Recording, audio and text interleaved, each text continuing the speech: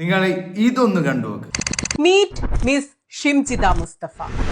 ഒരാള് മനഃപൂർവ്വം എന്റെ ശരീരത്തിൽ സ്പർശിക്കുന്ന ഒരു വീഡിയോ. റീച്ച് കിട്ടാൻ വേണ്ടി അവർ മാക്സിമം സന്തോഷത്തോടെ തന്നെയാണ് അത് ചെയ്യണത്. വീഡിയോ ഇത് മേജർ സൈക്കോളജിക്കൽ ഇഷ്യൂ.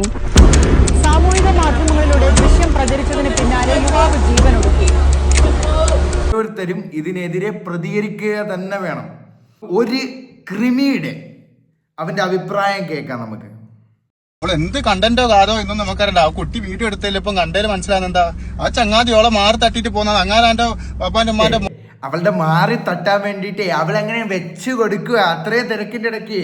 നീ അതൊന്നും ശ്രദ്ധിച്ചില്ലേ? നിന്റെ കണ്ണിൽ അതൊക്കെ അയാൾ വന്ന് ഇങ്ങോട്ട് തട്ടുന്ന പോലാന്ന് നിനക്ക് തോന്നിയത്? എന്റെ പൊന്നു നാറി. നിങ്ങൾ ഇതൊന്ന് കണ്ടു നോക്ക്.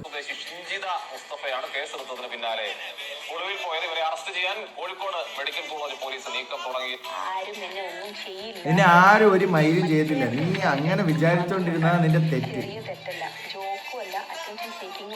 ഇതൊരു major psychological and social issue ആണ്.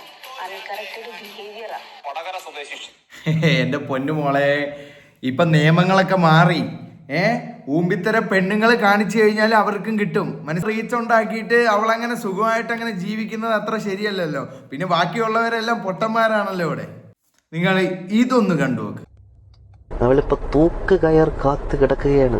കോഴിക്കോട് മെഡിക്കൽ കോളേജ് പോലീസ് സ്റ്റേഷനിൽ 63/2026 നമ്പർ FIR ആയിട്ടാണ് കേസ് രജിസ്റ്റർ ചെയ്തിരിക്കുന്നത്.